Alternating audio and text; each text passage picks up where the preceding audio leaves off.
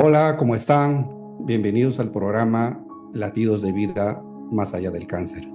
El que les habla es el doctor Absalón Montoya, soy cirujano oncólogo. Nuevamente agradecerlos a todos ustedes que nos siguen por el canal y también por nuestro hermano programa Viviendo con Esperanza, el programa radial.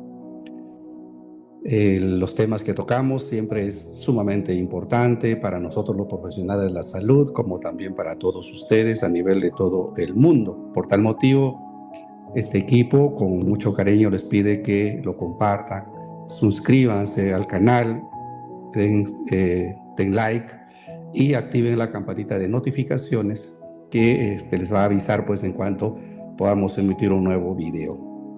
Muy bien, y siempre respetando las inquietudes, respetando también el padecimiento de algunos de los pacientes, nos piden, quiero un poquito más de información en relación a esto. Y la pregunta que nos hacemos muchas veces a nivel social es, algunas apreciaciones que hacen unas personas dicen, he fumado 20, 25 años y no pasa nada. Estoy tranquilo, no tengo molestias, no tengo absolutamente nada. Y es más, es un reto, lo seguiré haciendo. Yo moriré así, pues si alguna vez me da, que me dé, ¿no? Entonces a veces suena como un reto a la vida, pero el concepto también es que puede ser un poco, digamos, irresponsable con uno mismo conociendo el tema.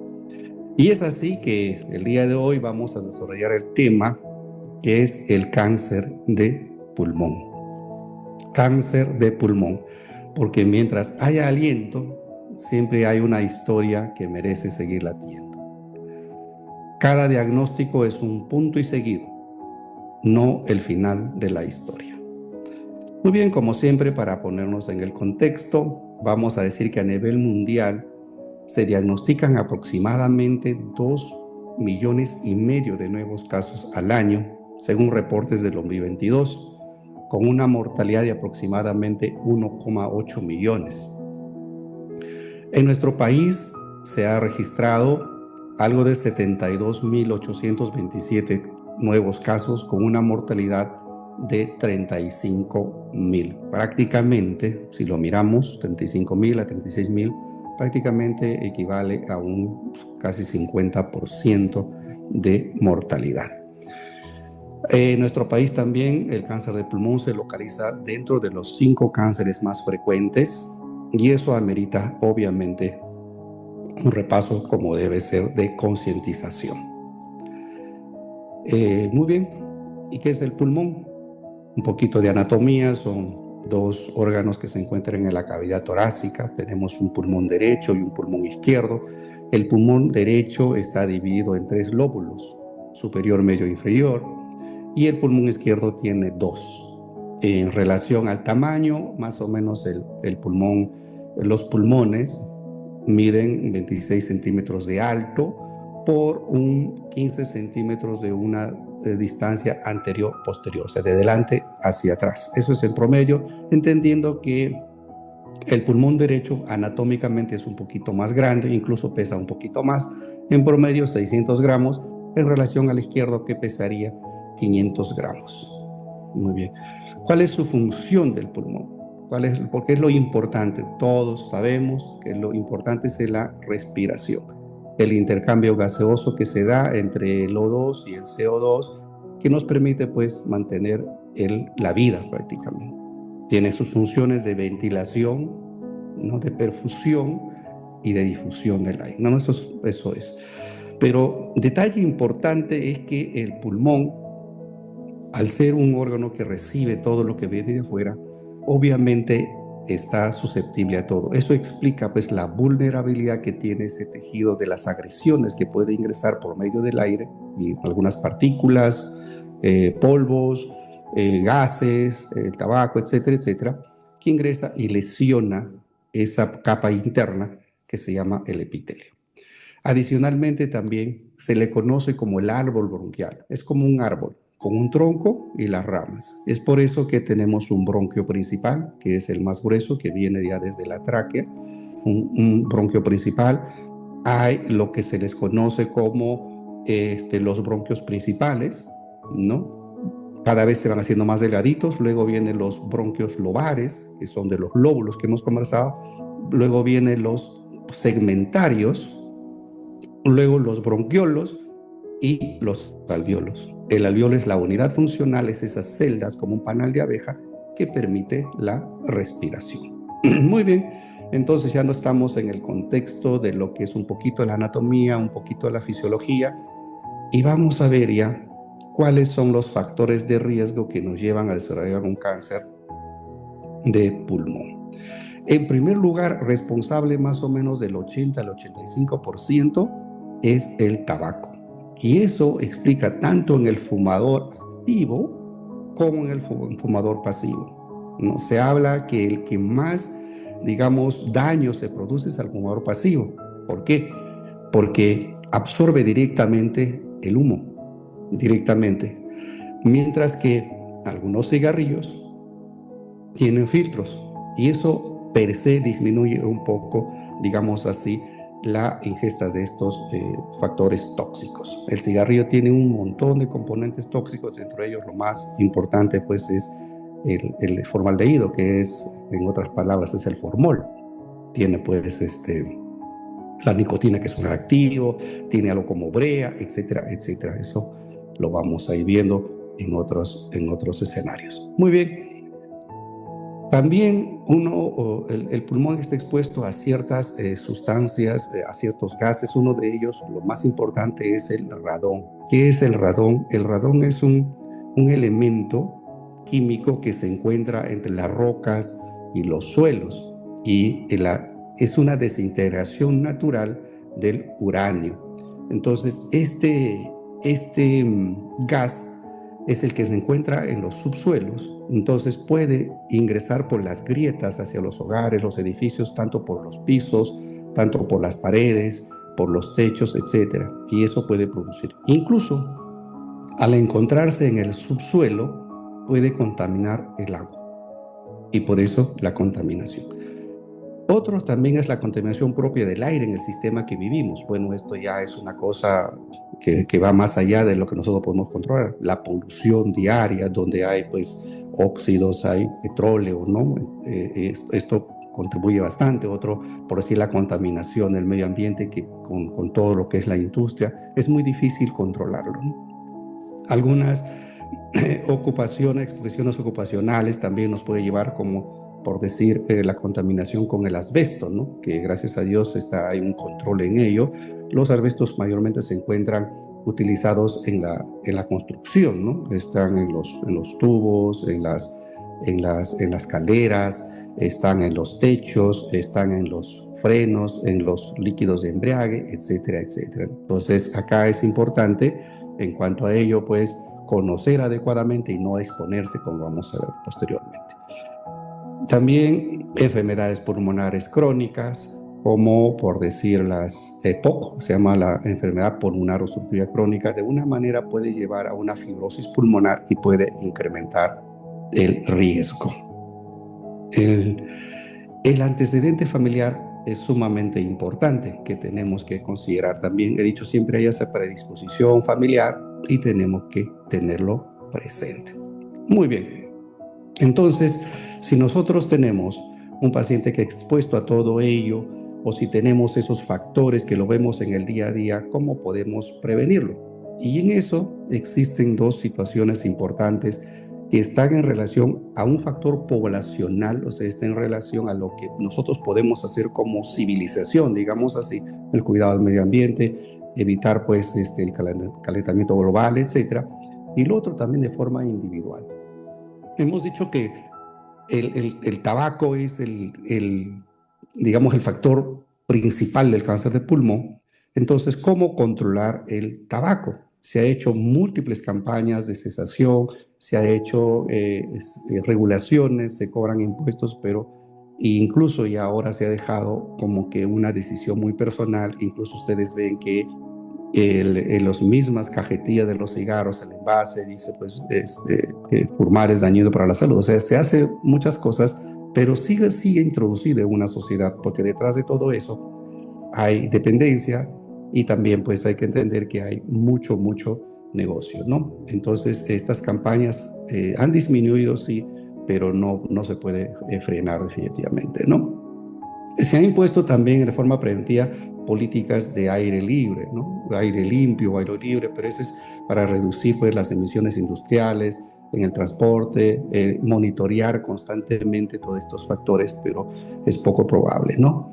Asimismo, también se ha trabajado mucho en la mitigación en las viviendas, en los edificios, para detectar, para reducir, ¿no? El radón que decíamos, con adecuada ventilación, con unos sistemas de flujo, etcétera, que ya las estructuras modernas pues lo presentan, ¿no?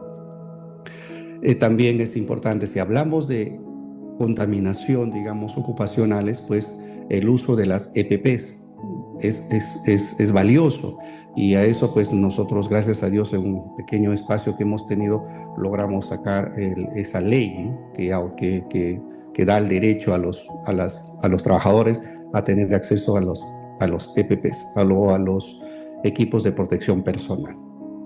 Muy bien.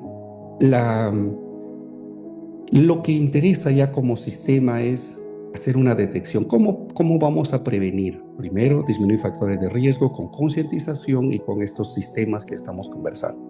Y lo otro es hacer una detección temprana, que es la detección, que es digamos, la prevención secundaria. Y para eso, en detección, como screening, o sea, como programa preventivo, lo importante es una tomografía.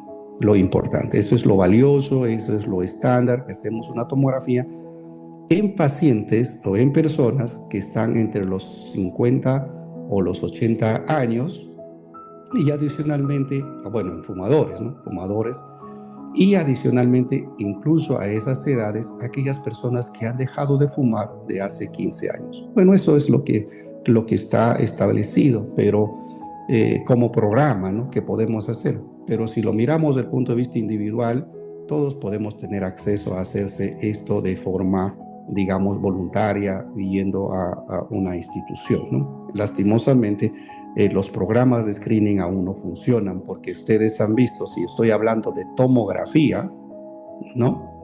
No lo contamos en cualquier lugar, y tiene que ser tomografía contrastada, ¿no? Y eso a nivel es una pena que a nivel país no tengamos ese servicio, ¿no? Entonces eso es un limitante que no ayuda a la prevención y al diagnóstico precoz. Y van a ver que es importante todo este sistema, ¿no? Muy bien, entonces, ¿qué más podemos ver? Ya tenemos los factores de riesgo, tenemos la forma de prevenir, y ahora queremos ver qué me hace pensar en que tengo un cáncer o tengo un cáncer. Lastimosamente seguimos hablando de que los síntomas son bastante inespecíficos en cáncer de pulmón. Son inespecíficos. O sea, una persona puede tener una tos persistente, puede tener esas toses que son episódicas a veces, o puede tener una tos con sangrado, ¿no? Que se llama hemoptisis, o puede tener episodios de falta de aire, puede tener un dolor torácico, ¿no? Eso es cuando a veces la enfermedad está localizada, pero ojito, que en nuestro medio se atribuye mucho a problemas respiratorios agudos, ¿no? A la alergia, estás con bronquitis, ya me dio neumonía, tomé, me desvelé, y por eso, o sea, siempre hay una justificación muy arraigada a lo que nosotros conocemos, pero no estamos pensando más allá. Es más, un paciente con una tos crónica siempre es visto, va, y lo primero que se le dice es, esta tos, ya, hay que hacer un BK, hay que, puede ser tuberculosis. Lo primero que pensamos es tuberculosis, y obviamente no estamos lejos de la realidad, porque es uno de los grandes problemas en enfermedades infecciosas que aún tenemos en el país, la tuberculosis, que no lo hemos logrado erradicar, pero no siempre es así. Ya con este pequeño conversatorio que estamos teniendo con todos ustedes, pues definitivamente vamos a pensar en algo más. Incluso a los colegas, a los colegas médicos siempre les digo, ¿no? Pensemos en algo más, no nos quedemos solamente con eso. O sea, en el sistema de diagnósticos tenemos que pensarlo para buscarlo, y también tenemos que conocerlo para encontrarlo. No es al azar, ¿no? A veces, bueno, le pido tal, a ver qué cosa sale. no, tiene que haber un porqué. Y también hay síntomas pues, sistémicos, síntomas ya cuando se trata de un cáncer avanzado, hay pérdida de peso, hay un poco de desgano, se llama astenia, falta de apetito, incluso cuando ya es un cáncer puede haber fiebre, por dos cosas. Uno, por fiebre de origen tumoral, o sea, los tumores pueden producir fiebre, o lo otro es porque puede haber infecciones agregadas. O sea, tampoco no hay que mirarlo, tengo fiebre, ya esto es una neumonía. No, tenemos que ir hasta el diagnóstico. También hay otros síntomas cuando ya se trata de metástasis, y los síntomas van a depender del lugar de la metástasis. El lugar más frecuente, como lo vamos a ver en el desarrollo, voy adelantando, es el hueso, ¿no? Y el cerebro. Entonces puede haber pues dolor óseo, puede haber dolor en cualquier parte de los huesos, y en el cuanto al cerebro puede haber déficit ya sea sensoriales o motoras. ¿Qué significa eso? Alteraciones en la conducta, en la conciencia, o también motoras cuando hay convulsiones, falta de fuerza en un miembro, etcétera. Eso nos orienta a la metástasis. Lastimosamente hay que decirlo que muchos de estos síntomas son tardíos. Y les decía, ¿no? Al inicio son síntomas generales, son, entre comillas, vagos, le decimos nosotros, ¿no? Y luego se van como que dirigiendo, ¿no? Y se van presentando, y eso ya cuando se trata de un cáncer avanzado. Recordar eso siempre, por favor, que hay que hacerse los estudios adecuados. Muy bien. Entonces tengo todas estas molestias, ya estamos conversando. ¿Qué vamos a hacer? ¿Cuál es el camino que viene después? ¿Qué exámenes que ustedes estarán esperando? ¿Pero qué me va a decir? ¿Qué exámenes tengo que hacer? En nuestro país, felizmente, se ha generalizado, se ha estandarizado para cualquier, incluso para conseguir un certificado médico básico, te piden una radiografía de tórax. La radiografía de tórax ya nos orienta. La radiografía simple de tórax que nos puede dar la sospecha inicial. Pero les dije que lo importante como una herramienta fundamental es la tomografía de tórax.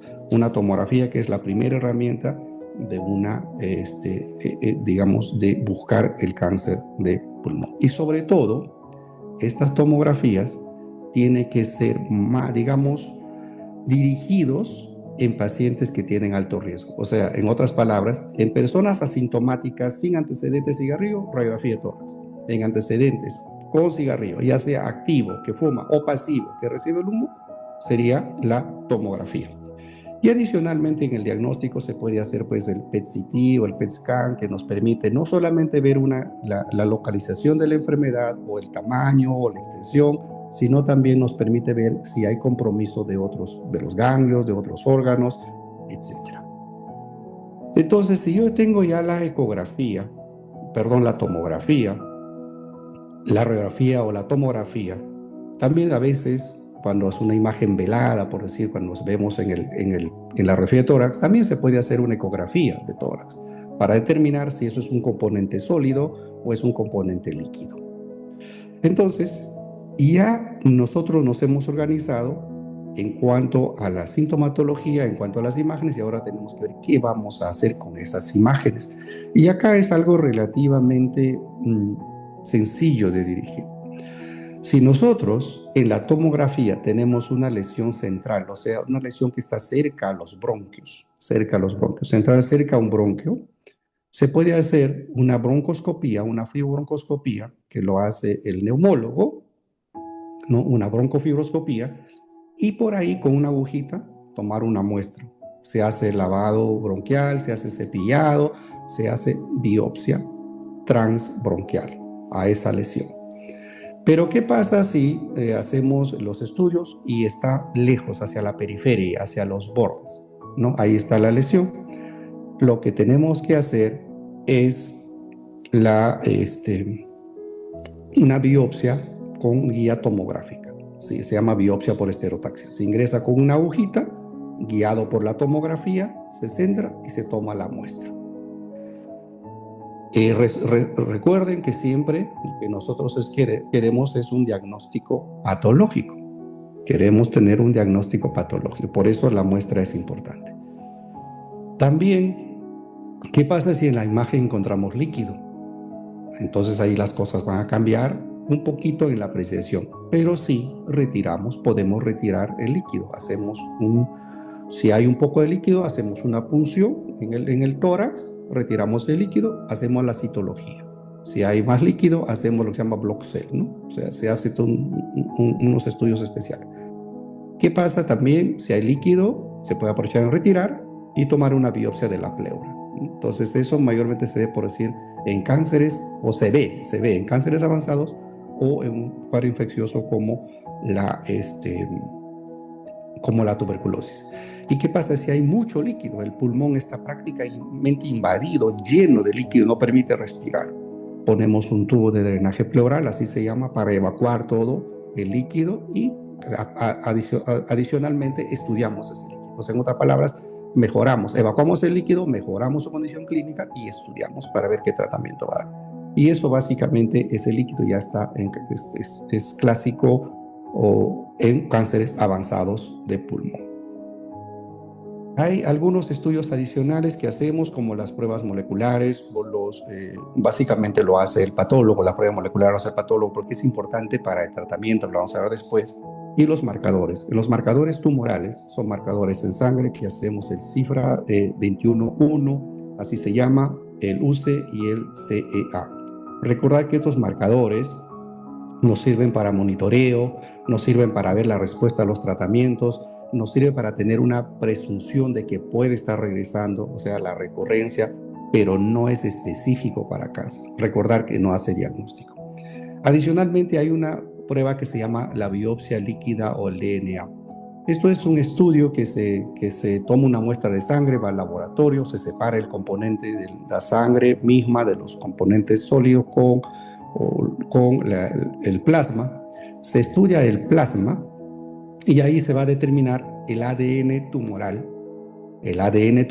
o las mismas células neoplásicas, el ADN propio de las células neoplásicas que están en el torrente sanguíneo.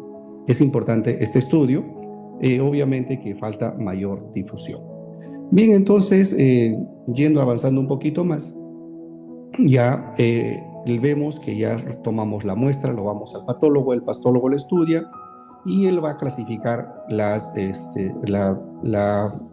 los tipos de cáncer que hay. Recordar siempre que hay cánceres menos malos, moderadamente malos, muy malos, eso se llaman grados. Los tipos es cómo lo van a tipificar, los subtipos, etcétera, etcétera, ¿no? Pero en general, en cáncer de pulmón se clasifican en dos, en lo que son los cáncer de pulmón no microcítico, ¿no? Son células un poquito grandes, que son el 80%, y el más representativo es el adenocarcinoma, y también el carcinoma epidermoide. Y la otra partecita es el carcinoma microcítico de pulmón, que es mucho más agresivo, sin embargo, responde bien a la quimio y a la radio, como vamos a ver posteriormente. Entonces, esto es importante tenerlo presente. Recuerden siempre, no todos los cánceres son iguales, tanto apareciendo en el mismo tejido que también en diferentes personas. Entonces, al hacer ya los estudios y hemos confirmado el diagnóstico, incluso ahora el patólogo tiene pues la amplitud de estudios, que son los estudios, a esa muestra va a tomar los estudios de inmunistoquímica y los estudios moleculares que van más allá, que identifican ya prácticamente el ADN del tumor, que nos va a permitir hacer terapias dirigidas con los nuevos medicamentos que están saliendo pues al mercado, digamos así, para ser muy bien utilizados.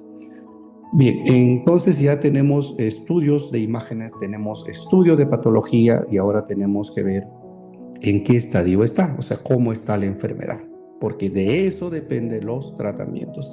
Y ahí es importante pues los exámenes que hemos hablado, las tomografías, el PET-CT, se puede pedir mamografía ósea, etcétera, etcétera, ¿no?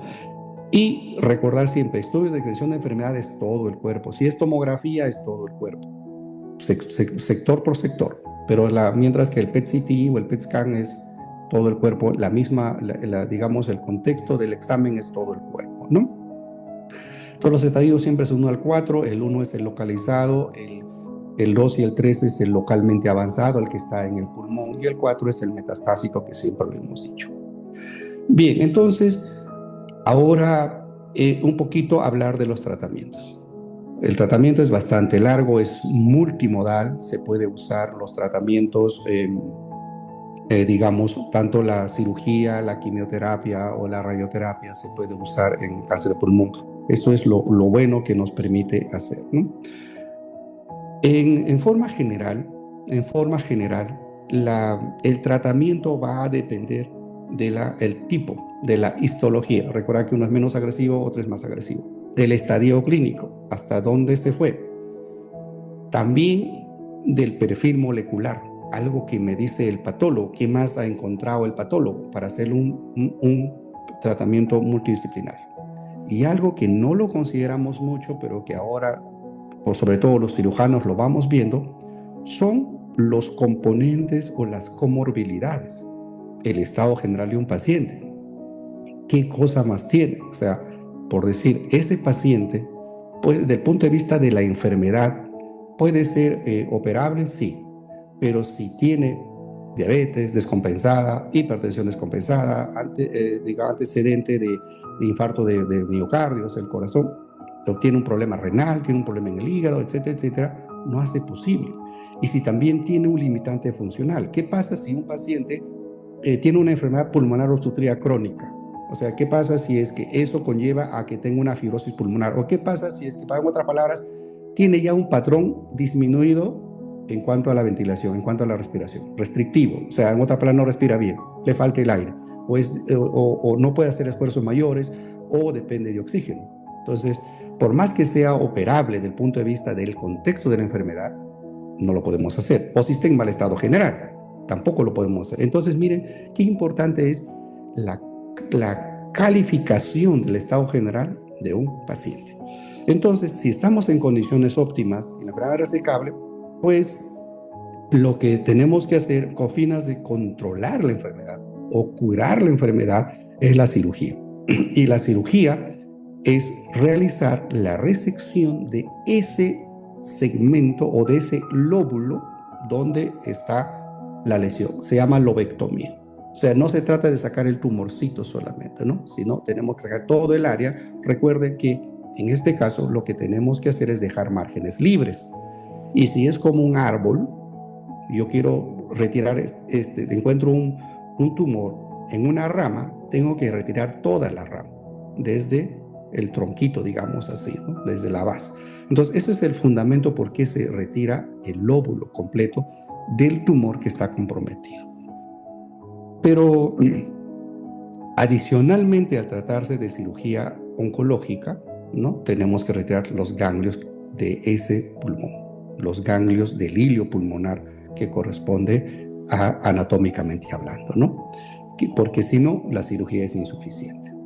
Y aparte de eso, se puede optar, si es que hay factores de riesgo, ya depende mucho de la histología del tumor, la agresividad, se puede optar por quimioterapia posteriormente. O sea, le operamos y le damos quimioterapia. Uno de los factores también que nos permite avanzar es la inmunoterapia, o sea, ya un poquito más de un componente, ¿no? Que los quimioterapeutas lo utilizan muy bien y que da muy buenos resultados. ¿Y qué pasa si nosotros tenemos una enfermedad resecable, pero que sus condiciones del paciente en ese momento no permiten operar? Le podemos dar quimioterapia, ¿sí? Con todo lo que estamos hablando, con la quimioterapia clásica o con la quimioterapia estándar, se llama la quimioterapia preoperatoria. La finalidad es hacer que la enfermedad se reduzca al máximo y luego poder operar. Así de sencillo. Pero, ¿qué pasa si tenemos una enfermedad ya localmente avanzada? O sea, en el pulmón compromete varios segmentos o un par de lóbulos, o se encuentra en el hilo pulmonar, que por la localización prácticamente habría que retirar todo el pulmón. Entonces, ahí sí podemos usar los tratamientos combinados, por decir, se puede usar la quimioterapia antes, la quimioterapia o la radioterapia antes de la cirugía. O sea, eso ya es una situación de tomar la primera decisión y en el camino ir viendo qué más podemos hacer, ¿no? Si es que damos la quimioterapia, se reduce, podemos operar. Si es que damos quimioterapia y radioterapia y desaparece la enfermedad, puede pasar a observación. Mira, o sea, eso es en el contexto personalizado de un paciente. Pero ¿qué pasa si ya el cáncer está avanzado? ¿Qué pasa si hay enfermedad metastásica a otros órganos, sobre todo a huesos o al cerebro? En cuanto a ello, pues el tratamiento básico está en relación a la quimioterapia con todas sus variantes. Y en ellos entramos a la quimioterapia clásica, la inmunoterapia, digamos, los anticuerpos monoclonales, que es la terapia molecular, etcétera. Y todos estos medicamentos combinados pueden dar muy buen resultado, ¿no? Y adicionalmente, si es que hay una lesión única o una lesión que sea abordable, se puede dar también radioterapia. En algunos casos, por decir, cuando hay metástasis cerebral, se puede dar radioterapia holocranial a toda la cabeza, como se dice criollamente, o también si hay enfermedad en el hueso que está, digamos, sobre todo en la columna lumbar, o sea, en la columna de la cintura. Si está con el riesgo de fracturarse esas vértebras y hacer una compresión hacia la médula, para evitar el daño neurológico, se puede irradiar en forma localizada. Pero esas cirugías son estrictamente paliativas, ¿no? Perdón, esa radioterapia, ese tratamiento es paliativo, estrictamente de esa zona. Muy bien, le decía que es sumamente importante el rol que se toman las pruebas moleculares y estas biopsias líquidas, porque esto tipifica y nos permite ver algunos componentes adicionales que ahora dan muy bien resultado. Repito, son las terapias dirigidas, es la inmunoterapia y es la terapia molecular. Así que en pulmón hay muchos estudios más por hacer, ¿no? Adicionalmente, también estos estudios que se hace de molecular nos permiten identificar el ADN tumoral o las variantes del ADN tumoral y dirigir los tratamientos que ahora lo tenemos, como digo, disponibles para poder utilizarlos. Muy bien, entonces alternativas hay. Y las alternativas se van planteando de acuerdo a la evolución de las personas, de acuerdo a cómo nosotros vamos, digamos, avanzando en las evaluaciones, mirando la respuesta a la enfermedad. El pronóstico y la supervivencia va a depender del estadio al momento del diagnóstico. Obviamente la sobrevida a 5 años en los pacientes que tienen enfermedad localizada o temprano va a ser mucho mejor que en los pacientes con estadio clínico avanzado. Esta supervivencia va a depender mucho según los datos de las estadísticas de cada país, y también va a depender del propio país como tal, ¿no? En relación a, como hemos dicho, a la contaminación, etcétera, etcétera, en relación a los accesos a los servicios de salud, en relación a los tratamientos, estos nuevos tratamientos que estamos comentando, a este equipo multidisciplinario, ¿no? Que tiene que manejar. De eso depende mucho el pronóstico y la respuesta.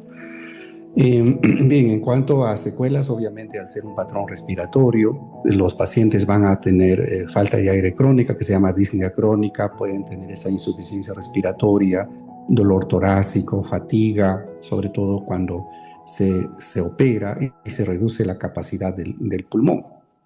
También puede haber efectos secundarios de la quimioterapia, efectos de la radioterapia, ¿no? La fibrosis, la neuropatía, lo hemos conversado muchas veces. Y adicionalmente, como todos los pacientes, tener estos problemas de ansiedad, estos problemas de depresión, ¿no? Esta estigma de la culpa muchas veces, ¿no? Sobre todo por el tabaquismo, este aislamiento social, ¿no? La carga familiar. Hay una serie de componentes que llevan a este tipo de secuelas emocionales. Bueno, pero ¿por qué se lleva a diagnósticos tardíos? En primer lugar, le hemos dicho que los síntomas son inespecíficos y al no tener un concepto oncológico de prevención o de las mismas enfermedades, no se piensa en eso. En el momento del diagnóstico no pensamos, nos subestimamos los síntomas y dejamos pasar. El otro, lo dije al momento del desarrollo del programa, también es el acceso a los servicios en este estudio de imágenes. No tenemos el acceso a las tomografías en muchas regiones, ni siquiera hay un tomógrafo, ¿no? O hay uno que funciona a medias, entonces no nos permite hacer un adecuado estudio. Por otro lado, también recursos humanos. Estamos hablando de, si ustedes han seguido la secuencia, o les pido que lo repitan si algo no ha quedado tan claro, o me la hagan llegar en los comentarios, es que, por decir, no hay mucho profesional, recursos humanos, no hay mucho neumólogo. Y esto corresponde, estos estudios diagnósticos, básicamente de la broncofibroscopía, corresponde a los neumólogos. Eventualmente los cirujanos de tórax y cardiovascular o los cirujanos de tórax oncólogos las hacen también cuando están entrenados, etcétera. Pero digamos, más es un campo de los neumólogos, ¿no? El neumólogo entrenado en este campo de la oncología. Y eso en el país, pues, no hay muy poco. Hay regiones que no hay ni un neumólogo, entonces hay que trabajar en recursos humanos. Entonces, ¿qué nos queda? Mejorar los sistemas de referencia. Primero pensarlo, mejorar el sistema de referencia y contrarreferencia para poder enviarlos a estos pacientes sintomáticos con el riesgo de que se hagan la tomografía, como la radiografía de tórax, primero la tomografía, o también que sea evaluado por un neumólogo. Entonces ahí hay mucho por hacer. Y algo que nos compete a nosotros también, bueno, ya eso es un rol que tenemos para tratar de prevenir, es el cuidado del medio ambiente, que poco o nada nos importa, ¿no? Hemos visto que el medio ambiente está completamente destruido, contaminado, sobre todo por la minería, y dentro de tanto la minería legal como la ilegal, vamos viendo cómo los ríos prácticamente han desaparecido como tal, los bosques desaparecen, o sea, hay que cuidar el aire. La industria nos ha dominado tanto que hemos obviado esta parte la hemos obviado. Y lastimosamente, cuando uno está enfermo, lo miran como un caso aislado. Qué pena, te tocó a ti, qué pena, pero no, digamos, no hay esa conciencia de cuidar nuestro planeta, ¿no? Para cuidar no solamente nuestra vida, sino del prójimo, y también cuidarnos como civilización. Nos estamos autodestruyendo. Yo a veces escucho y me da mucha pena que se habla mucho de la minería, ¿no? Que incluso aquellos que cuidan el medio ambiente, sobre todo en la zona de Cajamarca, en la zona de Apurímac, en la zona de Arequipa, de Cusco, Moquegua, ¿no? Algunos que no nos oponemos, y me pongo ahí en el medio de ellos, no nos oponemos a la minería. Lo que pasa es que sea una minería responsable de los diferentes aspectos en lo que me corresponde es en este tema de evitar la contaminación. En eso, obviamente hay otros temas mucho más importantes en el desarrollo del país que también están incluidos en ello. Entonces, eso depende de nosotros, de la concientización, de cosas que lo podemos hacer como personas y hay cosas que lo podemos hacer como sociedad y hay cosas que lo podemos hacer como civilización.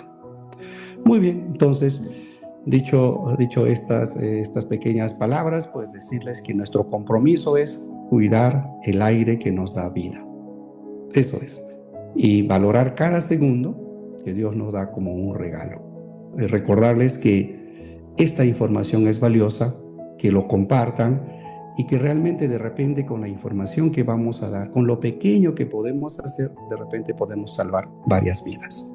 Muy bien, muchas gracias por acompañarnos, espero que les haya gustado, si no, pueden repetirlo también para ver algunos tips por ahí que podemos agregar y también decirles, como siempre, como ya estamos tratando de llegar a más personas y también por la misma inquietud y la necesidad de un sistema globalizado, la telemedicina funciona, ¿no? Está funcionando y para ampliar muchos de estos conceptos y ayudarlos a comprender la enfermedad y a tomar decisiones, estamos también haciendo la teleconsulta nos sirve de mucho y siento que contribuimos también.